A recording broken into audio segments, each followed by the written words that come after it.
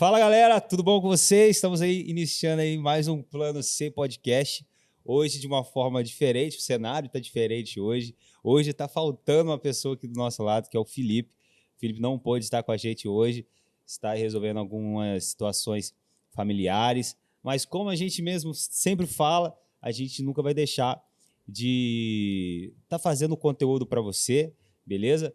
Então, já quero te pedir, curta, comente, compartilhe, ative o sininho de notificação, se inscreva no canal. Cara, convida todo mundo. Hoje o convidado que está aqui com a gente é o ilustre convidado. Eu não conhecia, né? Ele chegou aqui, eu falei, cara, eu conheço você de algum lugar, não sei da onde, mas a conversa em off aqui já mostrou aqui da onde que provavelmente eu conheço ele, pelo menos de vista, mas o cara tem um currículo gigantesco, né? Podemos dizer assim. É pastor, né? A gente fala que o Plano C não é um programa cristão, né? Por mais que seja apresentado por pastores, mas grande parte do nosso network, dos nossos contatos, são pastores, são músicos, são da galera que faz as mesmas coisas que a gente faz. E hoje o nosso convidado é pastor, formado aí pelo menos umas 3 faculdades, se eu não me engano, que ele me passou. O currículo dele é gigantesco. Eu acho que eu não vou usar nem falar mais, mas hoje estamos aqui com o pastor Wilson Júnior. Seja bem-vindo. Valeu, Max. Obrigado. Boa noite a todos. É um privilégio estar aqui. Né, Filipão, um abraço para você. Hoje você não pôde estar aqui. Deus abençoe você aí, com sua esposa, sua filhinha. Né, privilégio estar aqui com Logo, esses logo dois tá meninos. Aí com a gente. Esses dois meninos aqui, meninos, né? São garotos aqui, o Serginho e o Max estão com a gente aqui. Obrigado. Um elogio, né, Serginho? A turma nova tem que elogiar mesmo, né? E a você também que está nos assistindo aí, é um privilégio estarmos aqui, né, no Plano C Podcast. Top demais. Cara, a gente sempre fala que o Plano C não é um programa de entrevistas. Então, cara, eu faço perguntas, se você tiver perguntas, a gente também responde. Perfeito. E, cara, da mesma forma que hoje eu tô conhecendo você, se apresente para a galera, fala quem é você, fala um pouco da sua história, se apresente aí, fica à vontade. Tá joia.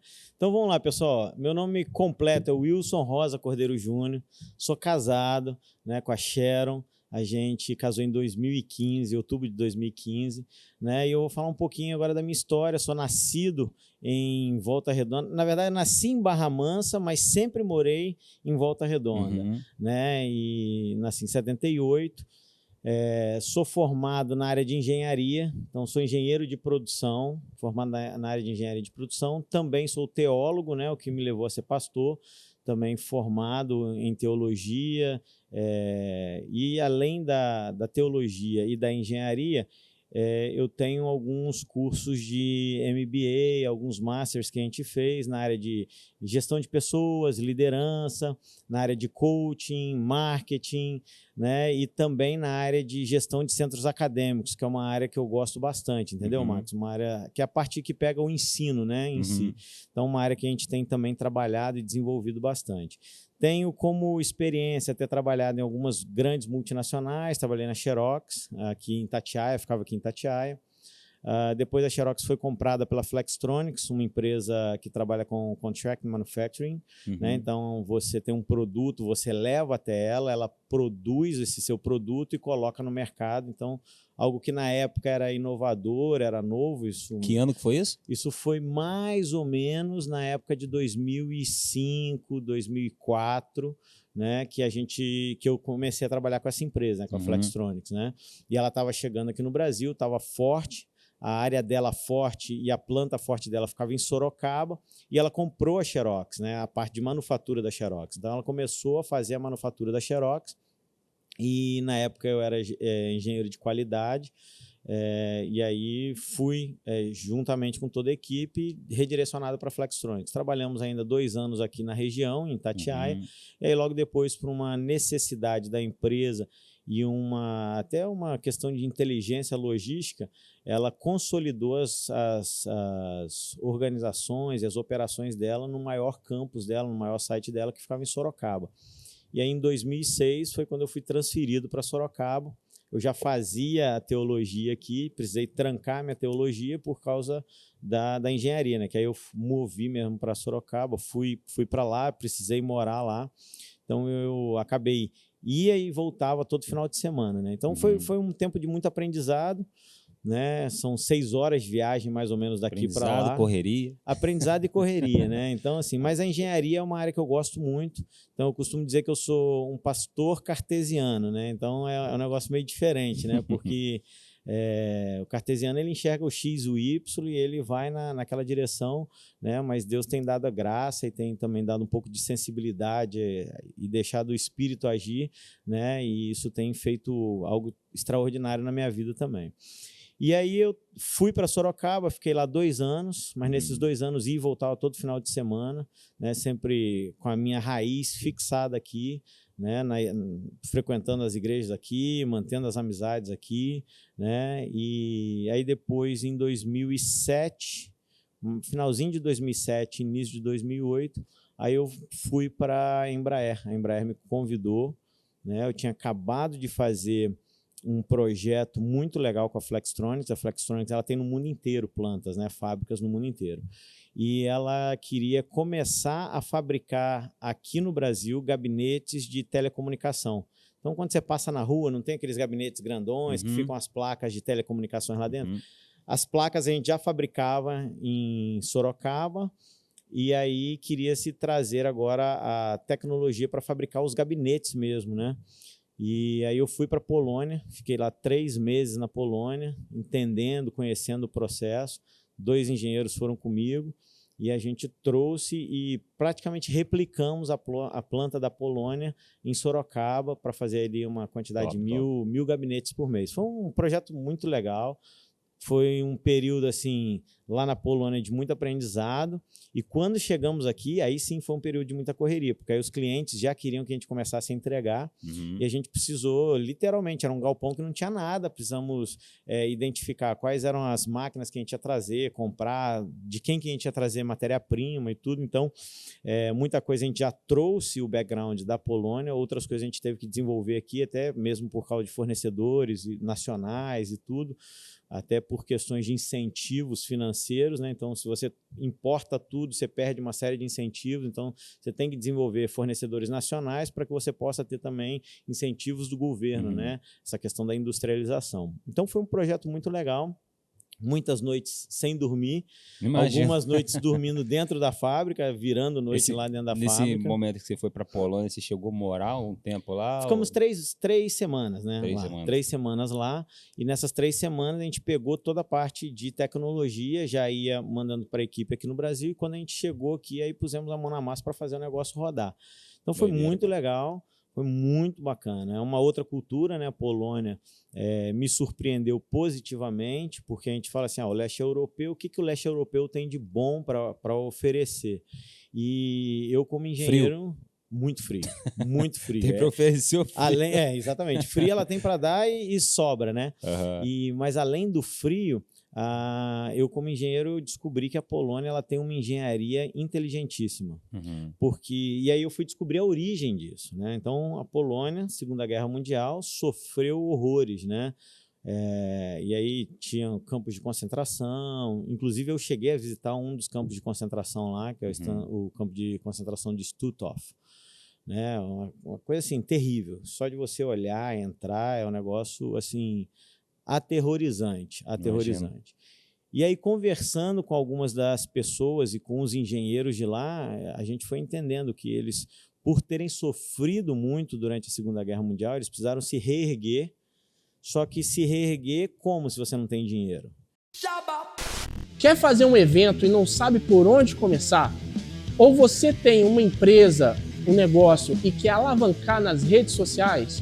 Entre em contato com o grupo SMS Produções. Sandrão Nunes está aí para poder ajudar você. Ele já tem uma baita experiência no mercado e eu tenho certeza que ele vai ajudar você a alcançar o sucesso. Entre em contato com ele aqui agora e peça já o seu orçamento. Então você tem que desenvolver uma engenharia inteligente e de baixo custo. Então eles têm uma engenharia que eles trabalham com a tecnologia, mas uma tecnologia cerebral, no sentido de fazer coisas muito inteligentes com baixíssimo custo. Né? Então, enquanto você vai, por exemplo, para primeiro mundo, onde você tem tudo robotizado, as linhas são todas linhas automáticas e tudo. Você chegava lá na Polônia, era linhas prontas, mas de rolete com gravidade. A própria gravidade fazia o movimento, porque eles, quando desenvolviam, não tinha grana para fazer um desenvolvimento de robôs ou de linha automatizada, então eles faziam com a gravidade, utilizando. Então foi um negócio assim... Mas no quesito produção, atendia da mesma forma. Não, extraordinário. E assim, na verdade, do ponto de vista produtivo e de engenharia, mais produtivo ainda, porque com menor custo você conseguia manter a mesma produtividade. Então, um negócio interessante, foi muito legal. É uma das coisas que eu agradeço a Deus ter tido a oportunidade de ter ido lá e conhecer em loco o país. Ao mesmo tempo, a gente descobre que é um país assim muito... como é que eu posso te dizer? As pessoas lá, elas desconfiam muito, porque sofreram demais na Segunda Guerra Mundial. E era se vendido uma história que, na verdade, não era uma história verdadeira, e aí, quando eles descobriam, já estava dentro do campo de concentração, já estavam presos e tudo. Então, é um povo que guarda uma certa raiva dentro deles e que se protege. Então, é doideira como que isso passa de geração em geração, né? Não, mas assim, é muito recente, Max. Sabe o que acontece, cara? Eu fui visitar o campo de concentração. A pessoa que estava lá, que era a minha par, né? Então, assim, as empresas, elas põem os pares para se falar, né? Então, ela fazia a mesma função que eu fazia aqui. Eu era gerente de cliente. Ela era gerente de cliente lá, atendia os mesmos clientes que eu atendi aqui. Ela que me levou no campo de concentração no final de semana para eu conhecer. Ela falou, vamos lá para você conhecer. Fui num castelo, me levou no castelo de Malbork e tudo, mas eu falei para ela, eu queria conhecer um campo de concentração. Ela falou, não, vou lá levar você, mas não vou entrar. Eu falei, tudo bem, não tem problema. Aí fomos no caminho, conversando e tudo.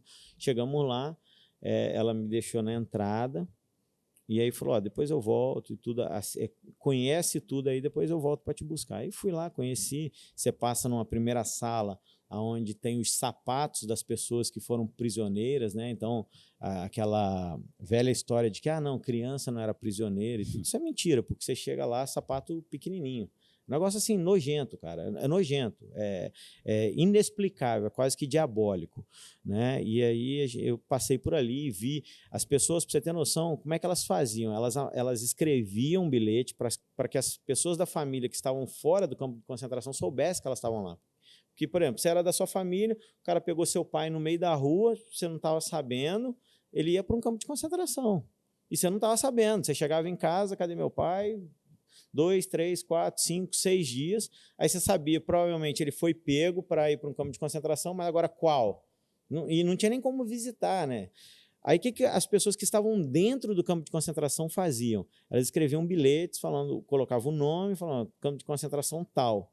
Amassavam e jogavam para o alto na expectativa de que o vento lançasse aquilo para fora do campo de concentração. E aí os bilhetes eram encontrados, às vezes, fora, as pessoas sabiam quem estava ali. Um negócio assim, horrível, horrível.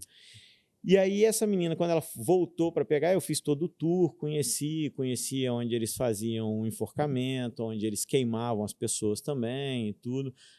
Tem muitas fotos, né, dos trabalhos de medicina que foram feitos lá, né, no sentido, eles abriam o crânio das pessoas e faziam testes e tudo para ver como é que era a reação a pessoa viva ali. Um negócio maléfico. Doideira, cara. Doideira, cara. É um negócio assim que você não consegue entender, cara.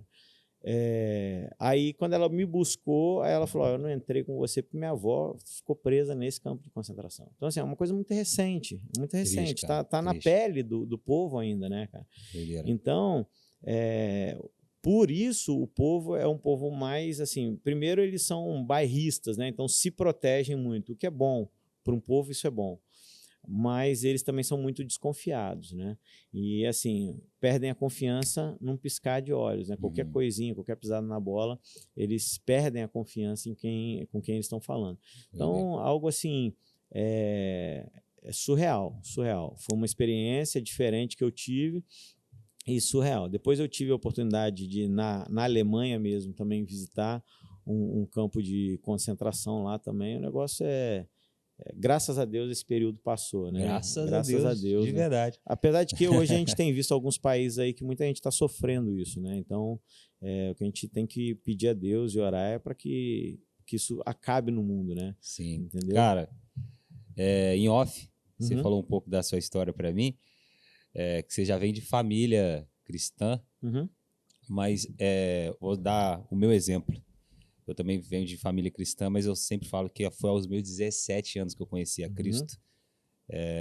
Numa reunião simples, portas fechadas, uma experiência única, e a partir daquele dia algo tomou meu coração e eu disse que nunca mais eu me afastaria de Cristo. Quero saber um pouco sobre a sua conversão até você chegar a ser pastor, né? Sim. Tem uma história aí? Tem uma história. O que acontece?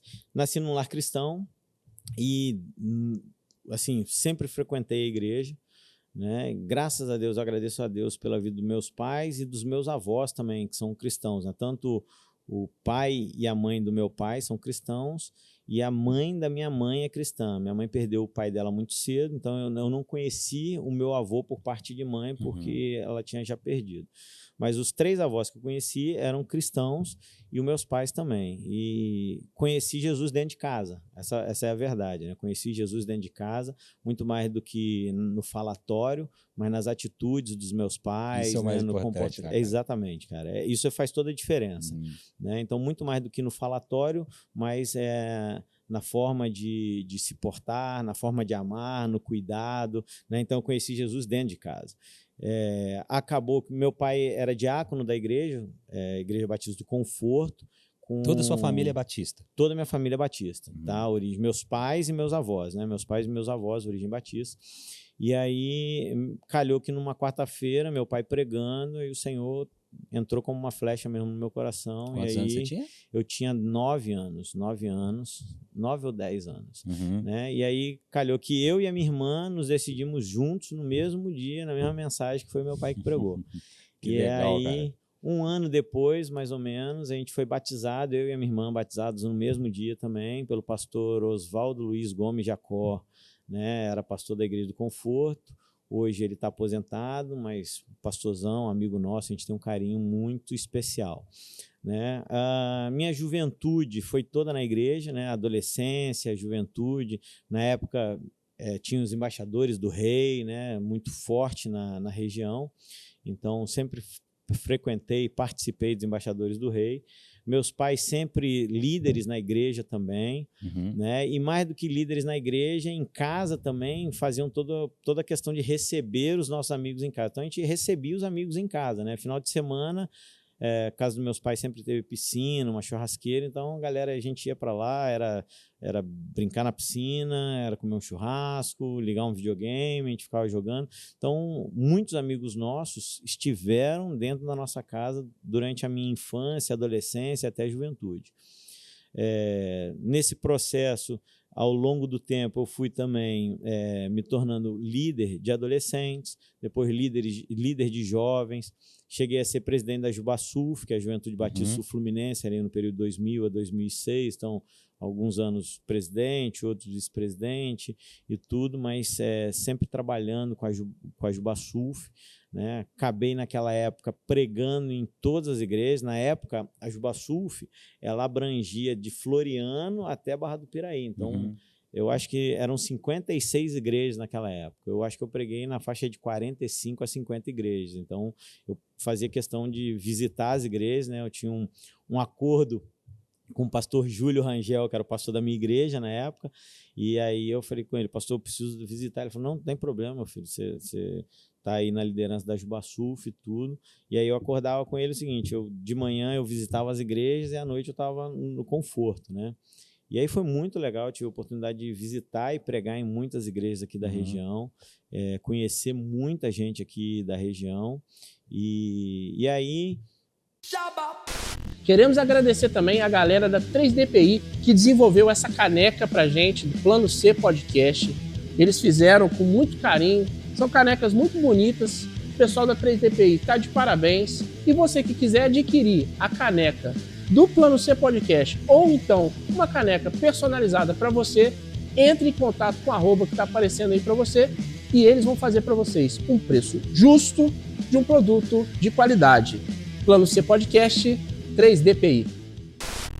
A gente fez também um congresso do Conforto, que era o Congresso da Juventude do Conforto, que o pastor Júlio lançou a semente no nosso coração. Gente, precisamos fazer um congresso forte para a juventude da região, né, pelo conforto e tudo. Vamos fazer um congresso? Aí lançou a semente.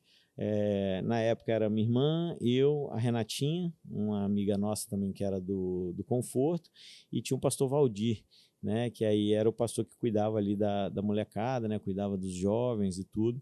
E aí o pastor Júlio lançou esse desafio, nós compramos o desafio e aí fizemos o Conforgresso. Foi o Conforgresso. Realizamos aqui no colégio, na época era o Colégio Volta Redonda. Congresso com? De conforto, gresso, né? Então era o Congresso do Conforto, né? E aí era o pastor, aí a gente conseguiu aqui o Colégio Volta Redonda e aí fizemos o congresso todo lá, usamos as salas para dormir, foi muito legal, um auditório muito bom e tudo. Você está falando de juventude, desculpa te cortar.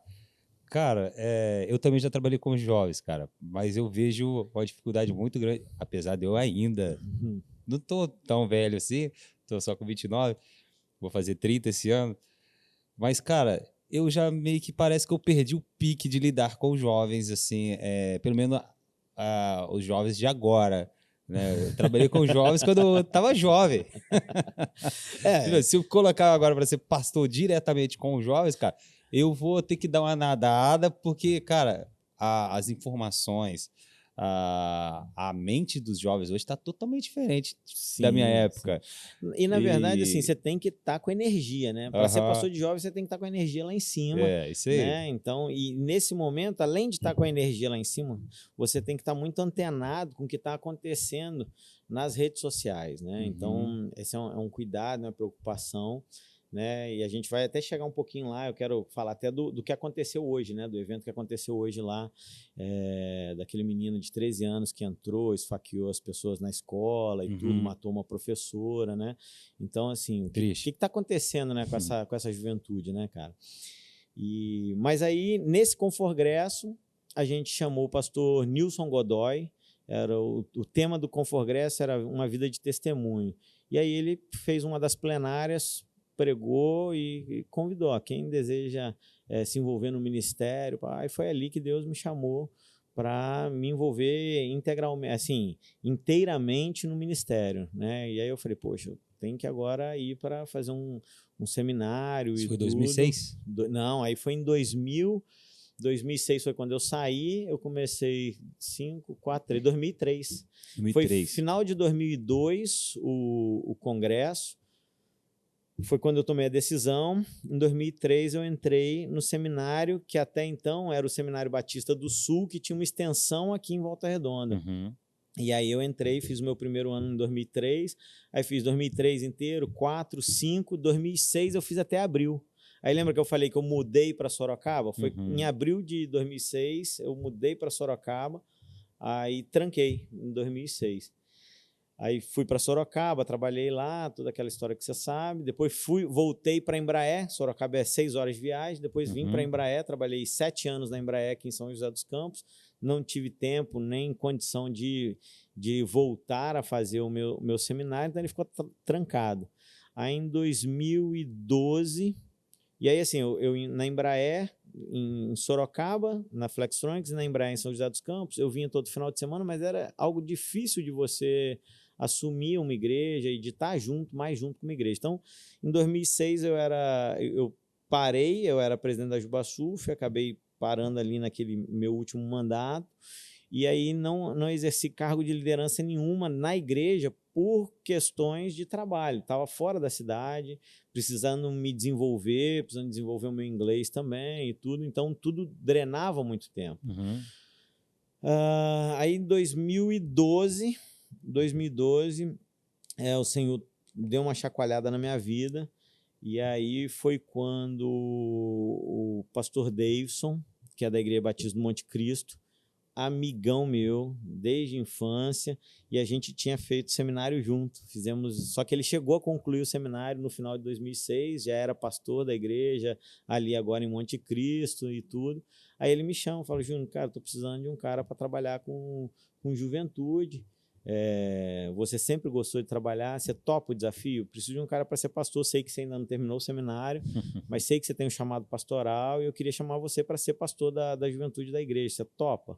Falei, cara, deixa eu orar, né? Um desafio, né? Um desafio, aí orei. Grande desafio, tá? Pô, grande demais, cara. Aí orei, o Senhor falou, não, é isso mesmo, foi para isso mesmo que eu te chamei, cara.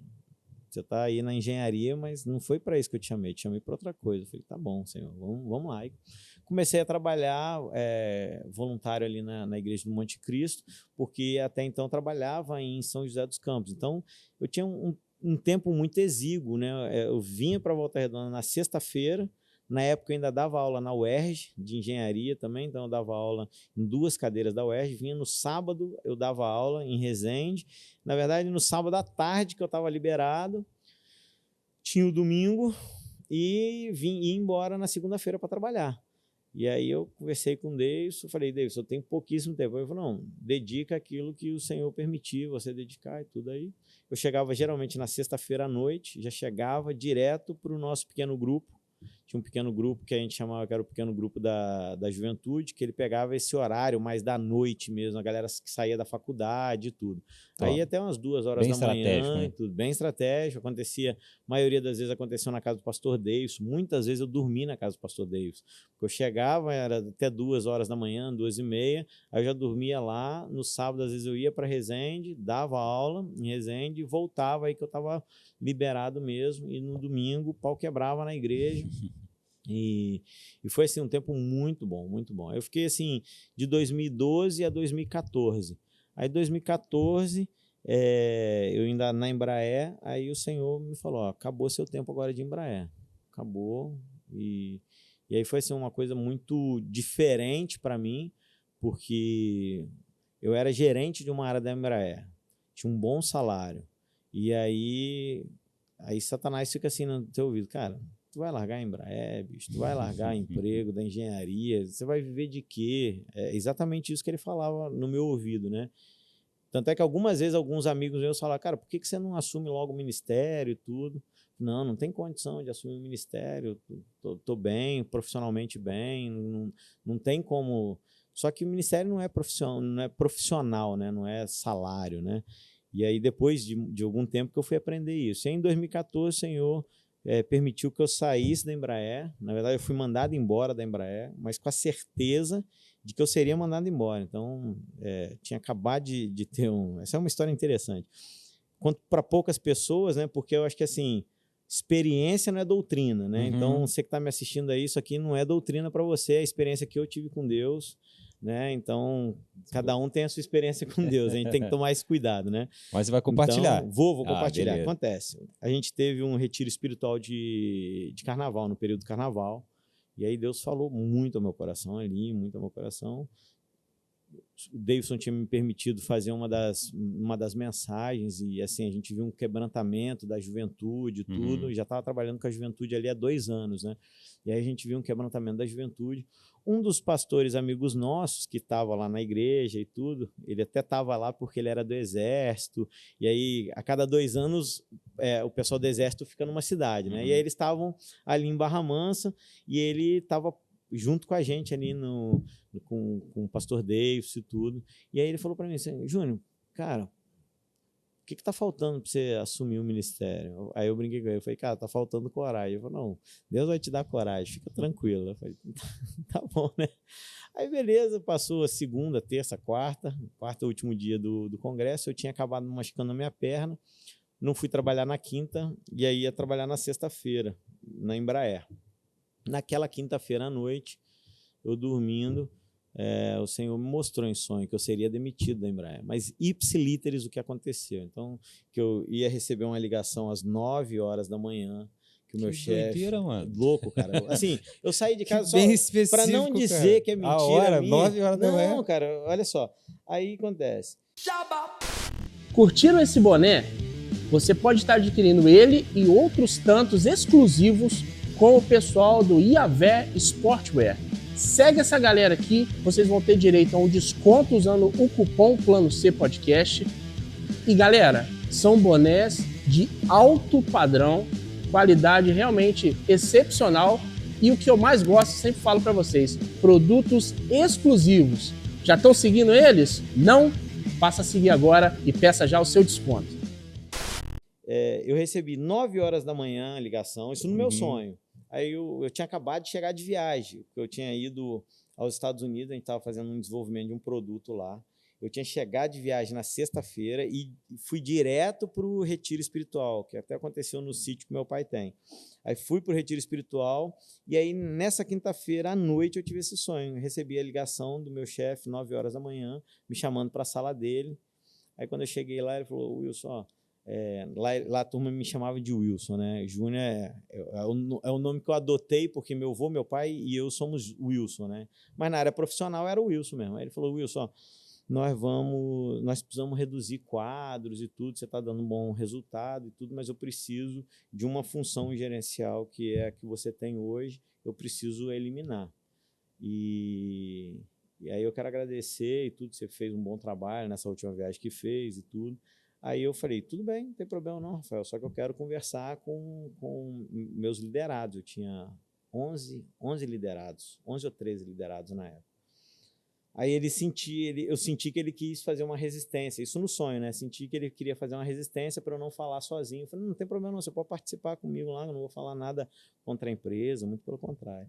Aí ele chamou uma reunião na sala dele, com todos os meus liderados. Aí eu falei, gente, ó, estou saindo da empresa, estou sendo demitido da empresa, mas não é o Rafael que está me tirando. O Rafael era um diretor na época lá. Não é o Rafael que está me tirando. Na verdade, é o Senhor que está me tirando daqui e está me levando para algo diferente, algo novo. Né? Todos já sabiam que eu tinha um chamado para o pastor, para o pastorado, sabiam que eu já estava exercendo pastorado desde 2012, né? E aí eu expliquei para eles. Né? Então, assim, foi um tempo diferente.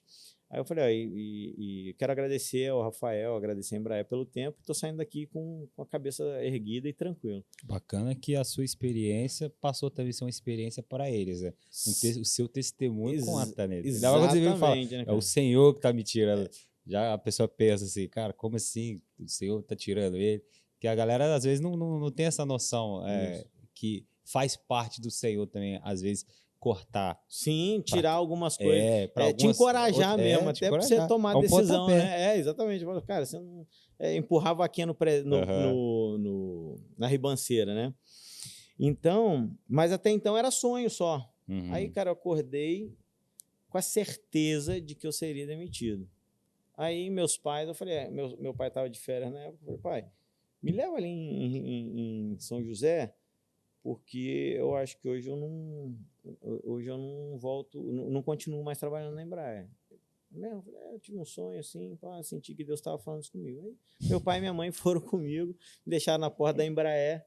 Cara, eu cheguei na Embraer, era 8 horas, 7h30, 8 horas.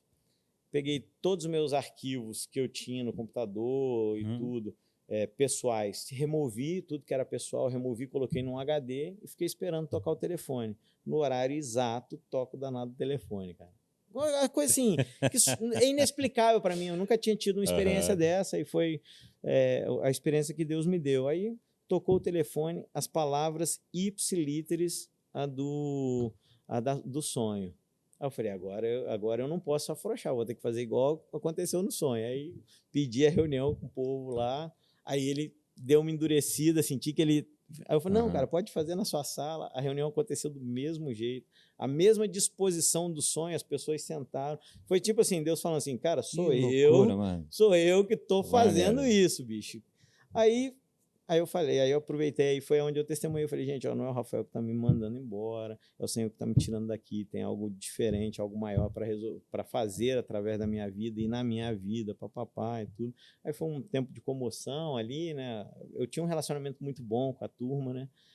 E até tenho até hoje, a gente se fala e tudo. E aí saí. Quando eu pisei do lado de fora da Embraer, dia 7 de março de 2014. Se você procurar no meu Facebook, você vai ver lá.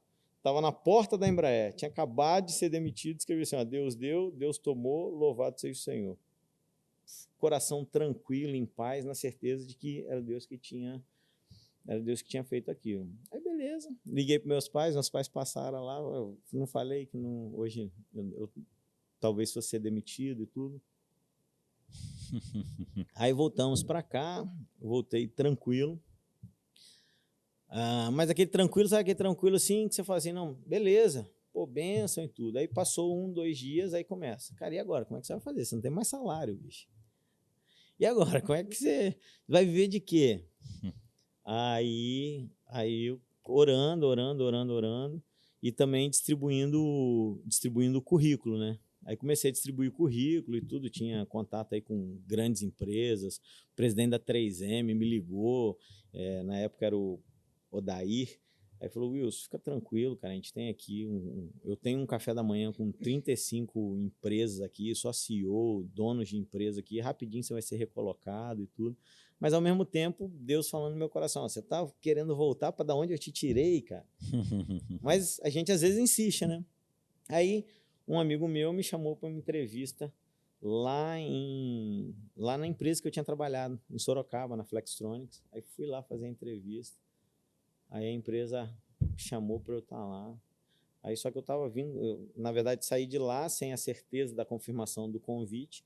Mas aí quando eu estou vindo, dirigindo, Deus falando no meu coração, você não é para isso que eu te fiz, já te falei, seu tempo de engenharia agora acabou, a sua dedicação agora é para o ministério, é o seu tempo de dedicar ao ministério e tudo.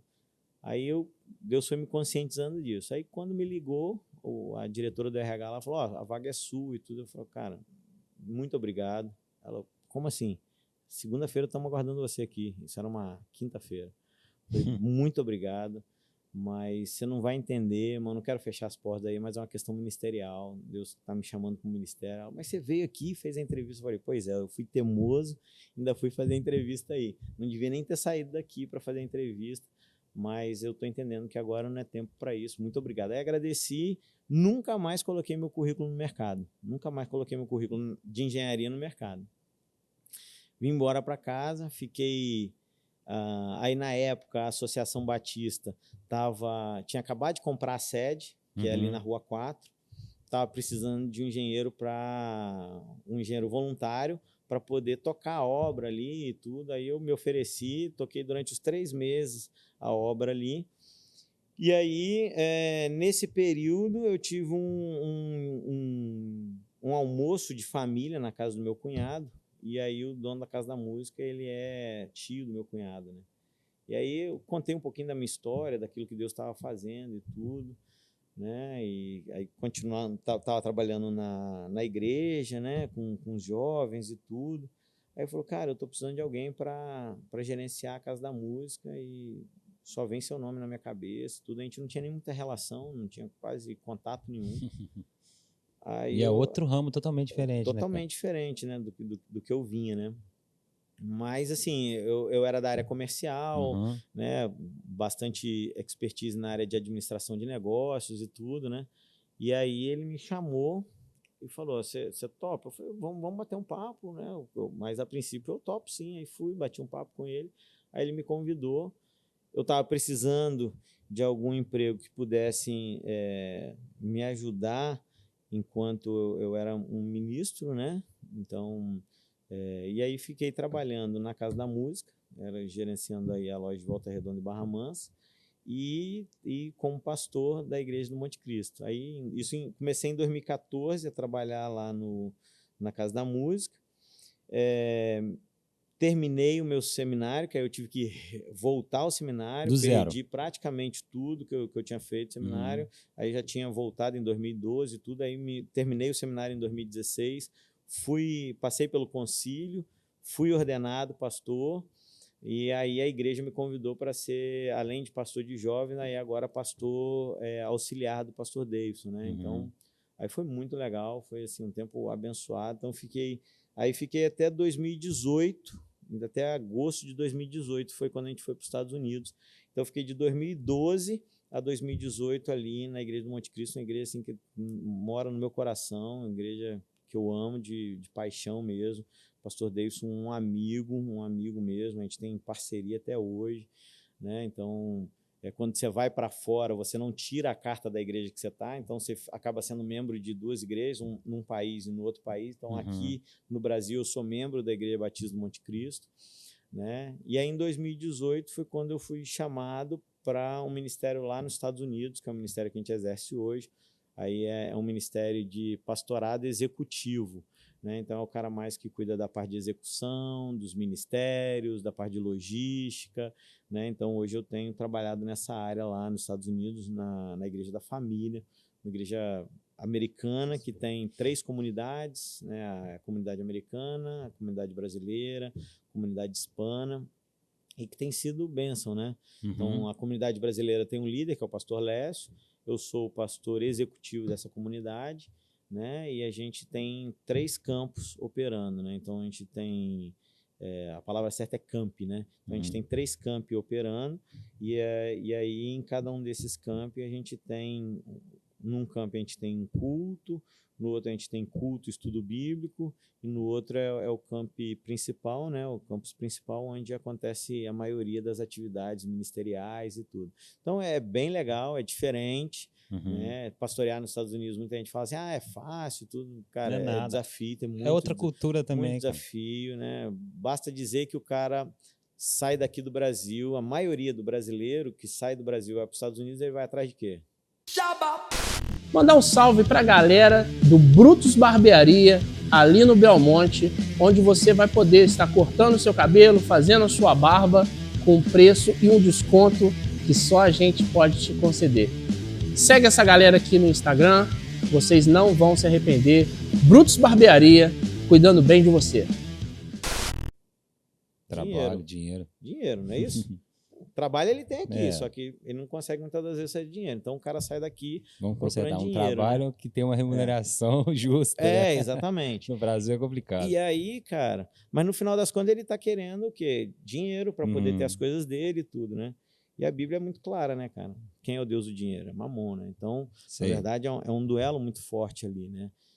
Porque o cara, a mentalidade dele primária, ou a principal, é sustentar a si mesmo e sustentar a sua família, né? Então, a gente precisa fazer um trabalho. Então, é bem difícil, mas é algo extraordinário, né? Que Deus tem permitido a gente viver lá e tudo. É algo extraordinário. Nesse período que você trabalhou com a juventude, a gente tinha falado lá atrás, cara, quais foram aí as maiores dificuldades que você teve em trabalhar com os jovens? Igual eu disse, já trabalhei, eu acho difícil demais. E hoje, se fosse me trabalhar, eu olho para a situação, eu penso assim, não sei se eu conseguiria, cara, porque as informações, a mente do jovem mudou, tudo mudou. Assim, tenta fazer um paralelo aí. O tempo que você trabalhou com o jovem, e se fosse para você trabalhar agora, caso você está tendo bastante contato com a juventude, ainda mais em outro país, né? O que acontece, cara? Na época, qual que era a grande dificuldade de você trabalhar com juventude? Você tinha 2 grandes dificuldades. Primeiro, a maioria das igrejas era muito fechada para abrir oportunidade para a juventude, achando que a juventude queria levar tudo na base do oba-oba e da alegria. Passei por isso. E era uma verdade, porque a molecada queria só festa.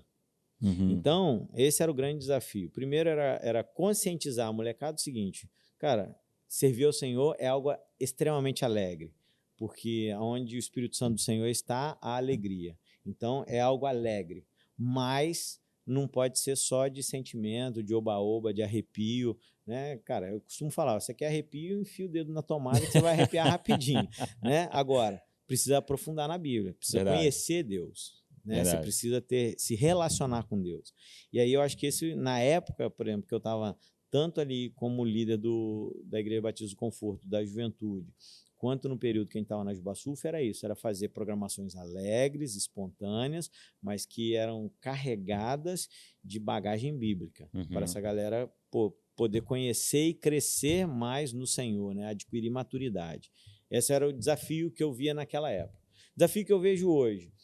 Hoje a gente tem essa pauta neoliberal que é muito forte de homossexualismo, essa pauta neoliberal do feminismo, né, que a maioria delas... Tem tanto ismo, né, na tem história. tanto ismo e menos biblismo, né? Então, assim, a maioria delas vai completamente, não ao encontro, mas de encontro às questões bíblicas e aos valores bíblicos. E aí eu acho que hoje a grande questão é a igreja conseguir trazer a molecada para dentro das questões bíblicas. Porque toda essa cultura liberal, né, ela está invadindo as igrejas e está tomando a molecada. Então, você vai em muita igreja que a molecada acha que é normal, não, eu sou homem, mas quero ser chamado de mulher, e... Cara, isso não existe isso, né? Basta você ir para Gênesis, você vai ver, né, a questão da pornografia, que também afeta. Então, são os dois extremos, né? Eu vejo até alguns pais falando assim, não, eu prefiro meu filho vendo pornografia do que ele sendo homossexual. Cara, tá tão errado quanto. São dois pecados. E precisa ser combatido os jovens da mesma tinham forma. acesso, só que era um pouquinho mais difícil, né, cara? Hoje agora tá explícito. Não, cara, o você tá com quantos anos, TikTok é pornográfico demais, cara. Eu não tenho TikTok, então eu não posso falar, né? Você tá com quantos anos? Tô com 29. 29, eu tenho 44. Cara, na minha época, se eu quisesse ver mulher pelada, eu tinha que comprar uma revista da Playboy e eu não podia comprar no meu bairro. Porque se eu comprasse no meu bairro, o dono da banca falava com meu pai e eu tomava uma surra em casa. Então você imagina, era dificílimo. Hoje, Talvez cara, você nem levava para casa, né? Não. Eu vou confessar aqui um pecado. Uma vez eu comprei, eu rasguei ela e joguei de medo, cara. Eu rasguei e joguei no terreno baldio. Eu devia ter... Era o quê? Devia ter o quê? Uns 12, 13 anos. Aí um amigo meu que era do colégio, a gente estudava junto. Ele, não, você tem que comprar, Aí eu fui com ele, comprei. Aí, pô, que beleza. Aí pus na minha mochila. Cara, a hora que eu tava chegando em casa, eu falei, cara, não posso chegar com isso em casa. Me bateu um medo. Não, sério, cara, me bateu um medo. Aí eu fui lá e pum, rasguei e joguei fora. Cara, hoje a molecada tem no celular a qualquer hora, cara. A qualquer hora.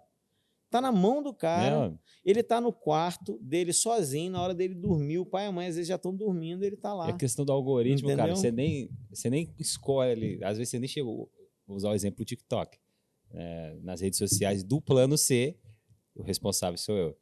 Então, tipo assim, a gente tá lá com um e-mail novo, né, criado pro plano C, totalmente voltado para a empresa, plano C. Sim. Aí você cria lá o e-mail lá, o TikTok, cara, ele já joga um monte de coisa para você, sem você escolher, mano. Você, tipo assim, já começa a jogar um monte de coisa. Eu falei, pô, cara, eu não quero ter acesso a isso, pô. É uma empresa, poxa. É isso aí. Aí você vê aí que a juventude é bombardeada. Aí você pega, pastor, lidar com a juventude com todos esses problemas, cara. Hoje eu vejo uma dificuldade muito grande. Eu tô com 29. Quando eu lidava com juventude, tava com 18. Tava realmente jovem. Sim. Então, já era difícil demais. Igual você falou, as igrejas muitas vezes não entendem o jovem, acha que é só oba-oba. A minha igreja, na época, era chamada de igreja do oba-oba, porque 90% da igreja era jovem. E a galera, a maioria que pregava nos cultos de jovens, eram os jovens, cara. Pô, todo mundo pegou um amor por Bíblia, estudar. Pô, comecei a fazer esse seminário com 17 anos. Então, tipo assim, foi tudo muito novo, tudo muito recente e tal. Com aquela paixão, aquela explosão e tal. Mas hoje, cara, você fala de Bíblia, os jovens ficam assim, olhando pra sua cara, assim.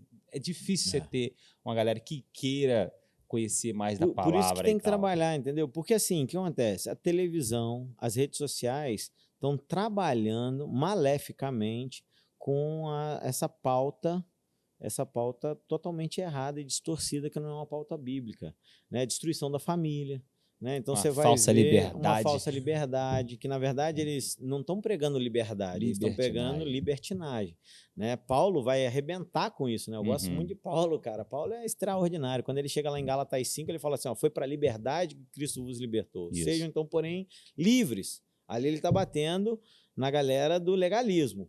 Mas aí você continua descendo ali o texto, ele vai falar assim, vós, porém, também, que estão buscando aí esses caminhos errados, vocês têm que se corrigir. Então, cara, a vida do cristão é o quê? É você trabalhar na linha tênue, né? Então, não é o farisaísmo, não é o legalismo, mas não é a libertinagem também não. Nós somos livres, mas nós não somos libertinos, né? E assim, Hoje, o pecado está relativizado, a verdade é essa. Né? Então, a gente precisa bater nessa pauta. Eu acho que não adianta bater de adolescente e jovem só. Tem igreja que está lutando. Não, nós estamos trabalhando sério com juventude e com nossos adolescentes. E as suas crianças? Tem que trabalhar lá nas crianças. A nova geração é que precisa ser trabalhada. Uhum. Quem são as pessoas que estão pensando no ministério infantil da sua igreja, qualquer igreja que seja? Uhum. Essa precisa ser a pergunta. Qual é a pauta que esse ministério infantil está falando? Porque a hora que você começa a pregar Gênesis lá, eles vão entender que só há homem e mulher. Na escola deles vão ser bombardeados. Não, você pode ser homem ou você pode ser mulher. Não, não, não. Ou eu sou homem ou eu sou mulher, e não é porque eu escolho, é porque Deus me Cara, fez e a gente dessa fica numa forma. saia justa porque, cara, um lugar que não era para falar sobre, fala, cara. É as É. escolas, cara. Sim. Estão adotando uma facilidade. Cara, mas não precisa ir muito nas escolas. Você vai lá, a gente tá... Eu vivo hoje em Orlando, que é o centro do entretenimento. Uhum. Cara, os parques temáticos lá de Orlando, a grande maioria deles incentiva a questão do homossexualismo. É a coisa mais normal. Entendeu? Então, assim, Demais.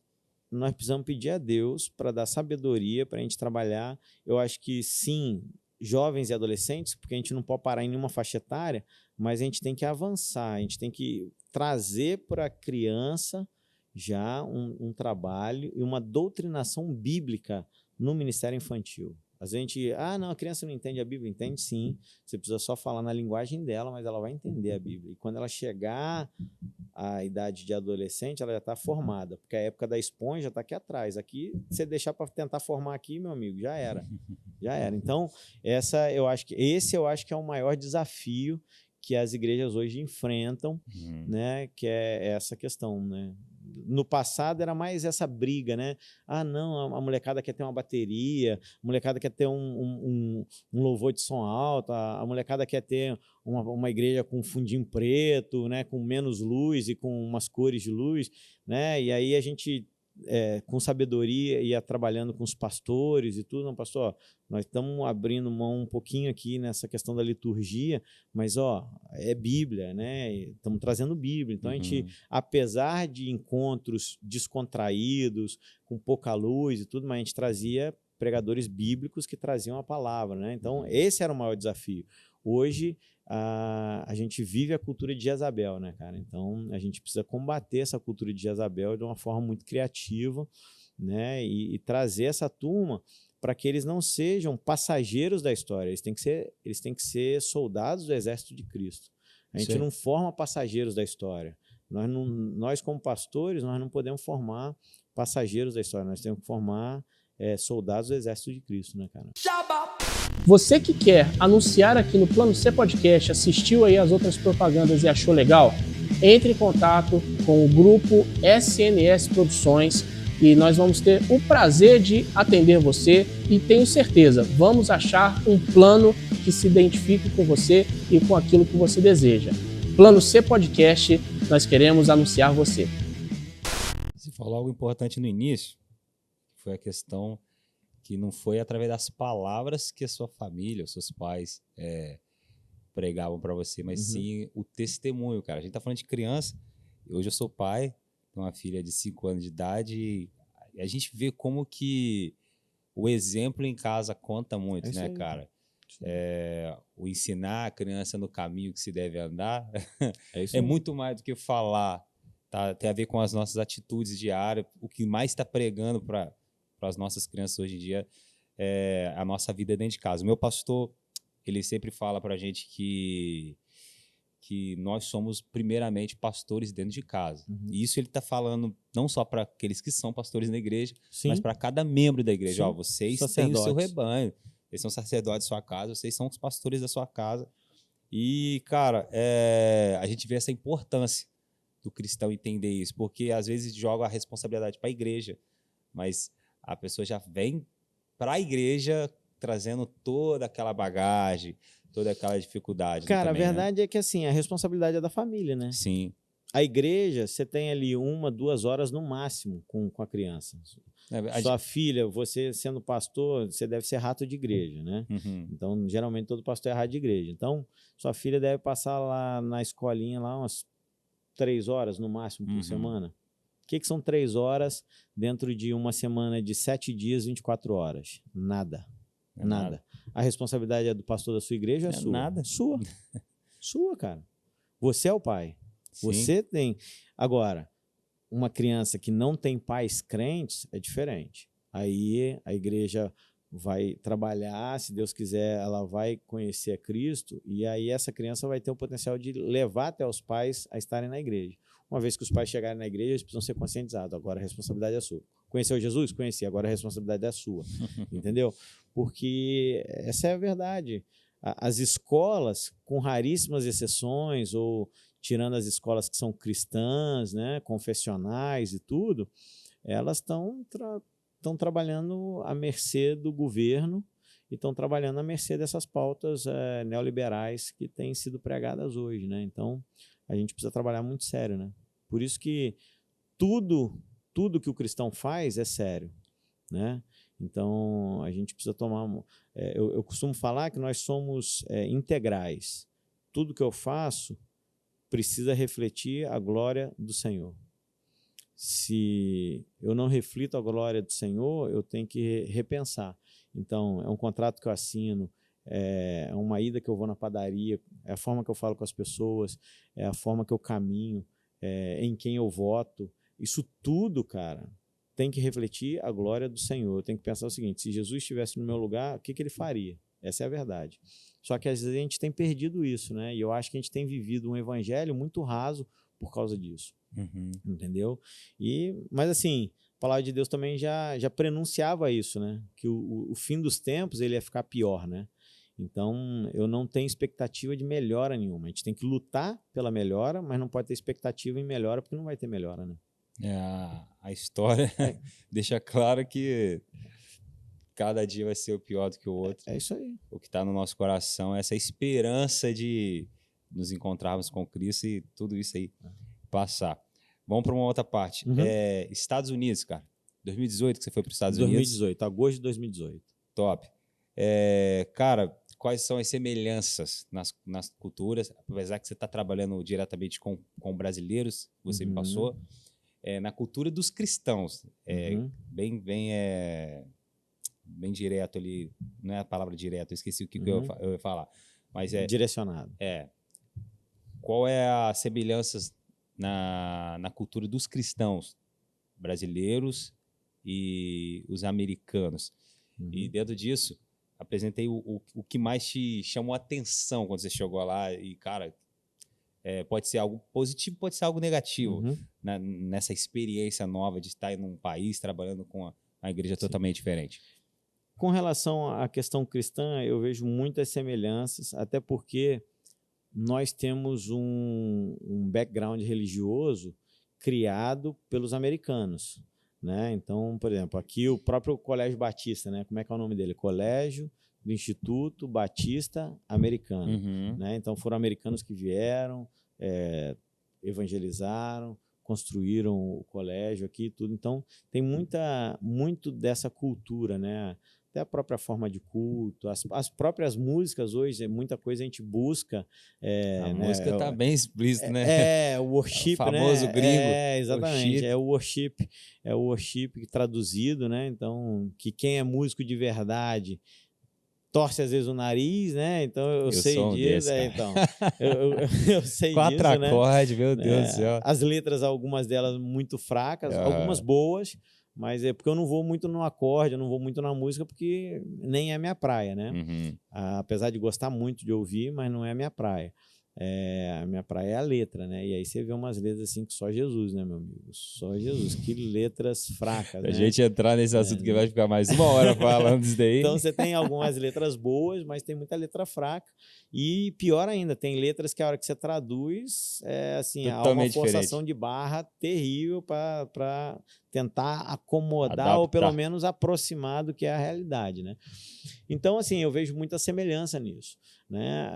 Algumas diferenças que a gente vê é que o brasileiro está acostumado normalmente, né? Vamos falar aí numa igreja mais batista, né? Que é o meu berço, é o que eu tenho maior experiência. Culto na quarta, culto domingo de manhã e culto domingo à noite.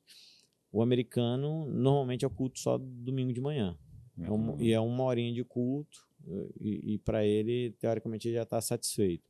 Mas a gente tem que entender o seguinte, a nossa cultura cristã ela é muito católica ainda, né? Nos Estados Unidos, a cultura cristã são os cristãos mesmos, né? Então, você tem um ensino da Bíblia muito forte desde criança e tudo, né? Agora isso está mudando, né? Mas no passado era muito forte nas próprias escolas, nas famílias e tudo. Então, eles já tinham uma carga bíblica muito maior do que a gente aqui, né? Mas acaba que hoje os cultos lá, a maioria dos americanos vai uma vez, um culto, 1 hora por semana, entendeu? Então são semelhanças e diferenças, né? O que eu mais achei diferente, porque assim, eu acabei viajando muito, né, cara? Principalmente na época que eu trabalhava na Embraer, era na área de compras e tudo, então viajei bastante para a Europa e bastante para os Estados Unidos. Então já tinha um conhecimento mínimo da cultura. Mas quando você vai morar no país é diferente, né? E aí você vai ver. Então o americano ele tem por natureza ser mais quadradão mesmo, né, cara? Então se está escrito um negócio ali, ele vai fazer exatamente o que está escrito, né? Então, por exemplo, aqui no Brasil você chega ali no McDonald's, cara, eu quero um Big Mac, mas você tira para mim picles, você tira cebola e tira o alface. Lá não tem isso. Não, você tem, você vai pedir. Você só não sabe se vai chegar certo, porque eles são by the book, né? Então sai do que está quadradinho, do que está convencionado, é difícil. A cultura deles não é essa cultura da maleabilidade. Eles têm um negócio e é padrão, e eles vão entregar o padrãozinho. Agora, o padrão deles é top. Então, se ele fizer 15 Big Macs, os 15 Big Macs vão sair praticamente idênticos. Diferente do que acontece aqui. Mas aqui você tem, eu quero uma customização no Big Mac, o cara vai fazer a customização. A não ser que o McDonald's dos Estados Unidos inteiro faça uma customização no Big Mac, ó, você pode tirar a cebola, você pode tirar, eles vão ter lá os procedimentos, os padrões, eles vão seguir certinho. Mas a grande verdade é que eles são mais difíceis de customizar, né? Por exemplo, troco. Aqui no Brasil você facilita o troco, né?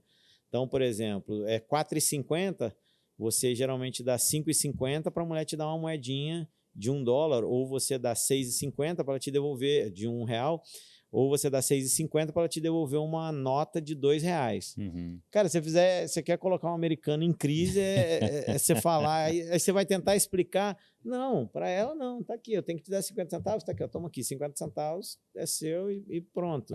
Não precisa tentar facilitar o meu lado, deixa que eu já sei. Então, é diferente, né? São coisas boas e coisas ruins. Aqui no Brasil, por exemplo, você quer sair para comer mais tarde, você tem alguns locais que você sai para comer mais tarde. Cara, nós estamos em Orlando. A maioria da cidade de Orlando fecha cedo, cara. Fecha 10 horas. Você não... Entendeu? Você às vezes quer sair para comer. E isso agora a gente já se acostumou, porque a gente está lá há 4 anos e meio. Mas quando a gente chegou lá, às vezes eu deixava para sair mais tarde, tipo 10 horas, 11 horas. A maioria dos restaurantes estava fechada. Agora a gente já descobriu alguns, tem alguns que são brasileiros, que ficam até mais tarde e tudo, mas não é um negócio natural da cidade. Então você vai no Outback lá, ele fecha às 11, 10h30, 11 horas. Pô, mas é sábado, tá cedo demais. Mas é o natural deles, entendeu? Então essa é a verdade. Também acordam mais cedo, assim, normalmente acordam bem cedo, né, para poder fazer as coisas e fazer o dia render, né? Então é interessante. Não estou falando nem que é bom nem que é ruim, mas são coisas diferentes, são culturas diferentes. Dificilmente você vai ver um americano te chamando para ir na casa dele. O brasileiro não, cara, vamos comer um negócio ali, principalmente se for do Rio, né? Se for do Rio, gosta de convidar as pessoas para irem em casa e tudo. O americano, ele é mais não chega abraçando nem nada. Não, é mais difícil, é diferente, entendeu? Eles vão fazer uma festa de aniversário da criança e tudo. Eles põem lá, ó, de 6 às 8. É de 6 às 8, cara. Você chegou às 6h30, você já chegou atrasado para a festa. Mas 8 horas vai acabar a festa. Caramba, é a cultura, cara, entendeu? Mesmo sendo em casa. Em qualquer lugar. Qualquer lugar. Doideira. Entendeu? É a cultura O brasileiro, do se for em país, casa, ele entendeu, não. cara?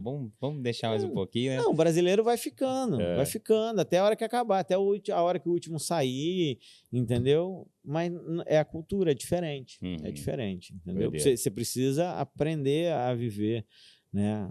Precisa aprender a viver. A gente não perde a cultura brasileira, mas a gente ganha muito da cultura americana, né? A gente costuma dizer que o brasileiro que mora nos Estados Unidos é uma terceira cultura. Ela não é nem 100% brasileira, nem 100% americana. Ela é um mix das duas. Né? Tem filhos? Não, ainda não. Eu Ainda ia não. perguntar se fala inglês e tal. Não, ainda não tenho filhos, não. Entendeu? Top. Cara, vamos chegar aí na pior parte do programa, que é o término. Opa! Mas a gente tem o melhor momento, que é o presente inútil, cara. Opa, eu trouxe um presente. Inútil, pode ser útil. Não, eu trouxe um presente bem inútil para vocês. Inútil Na verdade, mesmo. Eu trouxe 2 presentes inúteis, né?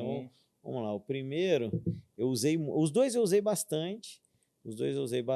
Tem um carinho muito especial, mas hoje são bem inúteis mesmo. O primeiro é uma caneta de nanquim. Eu sou engenheiro, então usei muito caneta de nanquim para desenhar. Hoje os desenhos são feitos de... Fica à vontade. Cara. Entendeu? Rapaz, eu nunca vi uma caneta dessa, mano. Entendeu? O Serginho já usou isso aqui. Serginho, Então... você é engenheiro, né, Serginho? Então, na época que eu fiz tanto o curso técnico de mecânica... Funciona?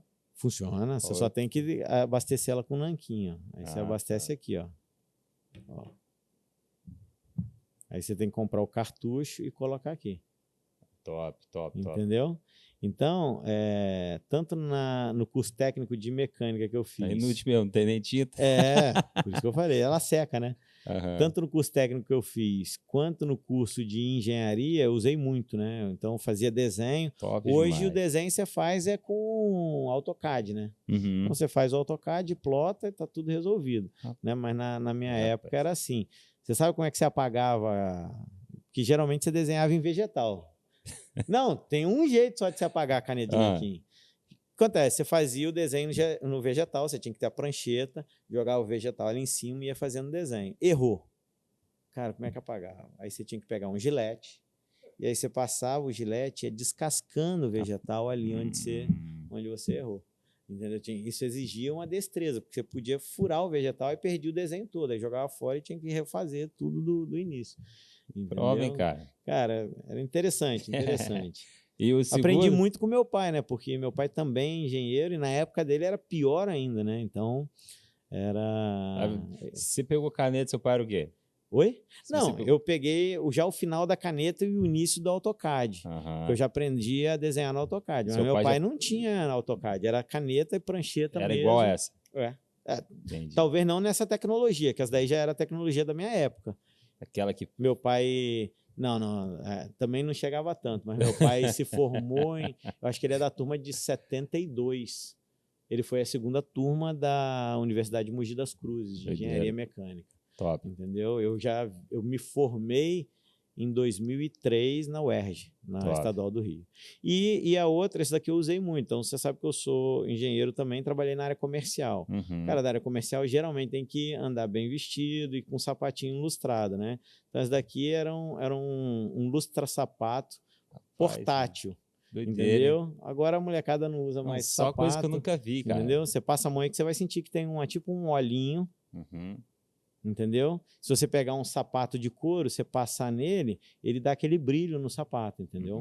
É um Mas negócio o que? diferente. Tem uma cera ou é só espuma mesmo? Não, é uma espuma com um óleozinho específico para lustra-sapato.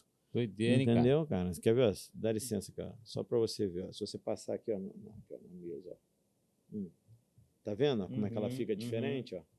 Entendeu? Vou fazer a marquinha. No sapato, aí você tinha que fazer isso no sapato. Então, às vezes, eu tinha reunião no outro dia, chegava com o sapato meio sujo, e aí tinha sempre um desse aqui no bolso, passava. Mas não vende isso aqui mais não, né? Cara, muito difícil. Talvez numa sapataria você vai encontrar. Apolo. Mas na verdade, isso daí era um brinde que a empresa que meu pai trabalhou dava, aí ele me deu esse brinde aí, porque eu usava muito. Então, a empresa Apolo era do seu pai? Não. Meu pai trabalhou nessa empresa aí. Sim. Né?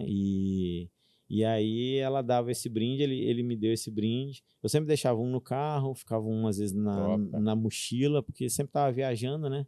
Então são 2 presentes inúteis que já foram muito úteis, mas agora são totalmente inúteis. A galera usa mais sapato, sapatênis. Tem um presente inútil nosso aqui que é um iPod, eu acho que não é um iPod. Foi o que né? o Gum me deu, não foi? Acho que foi. Aquele que era o pequenininho assim, que você clipava ele no bolso aqui e ficava ouvindo. Cara, até o fone era menorzinho.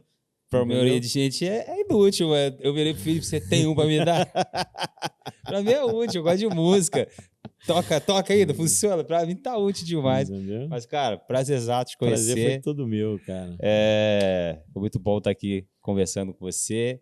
O Felipe tem um jeitão mais descontraído do que eu. Fez falta hoje aqui no nosso bate-papo, mas no próximo programa, na próxima vez que você estiver com a gente aí, acredito que talvez a gente se encontre aí, lá, antes de você viajar, depois, de forma remota, sei lá, a gente pode ter um segundo papo aí que eu sei que vai rolar, vai ser muito bom ter com certeza, cara. você com a gente. Estamos sempre à disposição, né? A gente tem aproveitado esse tempo, a gente veio aqui para resolver algumas coisas e logo a gente está voltando. Então a gente tem procurado aí nesse tempo deixar Deus usar a gente e a gente está aqui para servir, naquilo que a gente puder servir, né? Nós estamos com a agenda muito apertada, porque continuamos trabalhando remoto daqui, mas naquilo que Deus está permitindo, a gente está sempre procurando servir aqui. Privilégio enorme, né? Desejo aí que o Plano C Podcast, ele prospere muito, né? Que Deus abençoe esse que não foi nem um plano A, nem um plano B, mas é o plano C de vocês. Isso aí, né? O cara entendeu, então, cara. Que ele prospere muito e que seja bênção na vida de muitas pessoas, né? Amém. Então, que Deus use vocês aí poderosamente. Top demais. Galera, chegamos ao fim. Não se esquece, se inscreva no canal, cara. É tão importante. É mais importante você assistir, é você também ser um inscrito do canal, você se torna um parceiro em compartilhar, deixa seu like, marca aí as pessoas se você estiver assistindo em outra plataforma e nos encontramos aí até um próximo episódio, beleza? Valeu, tamo junto, fui!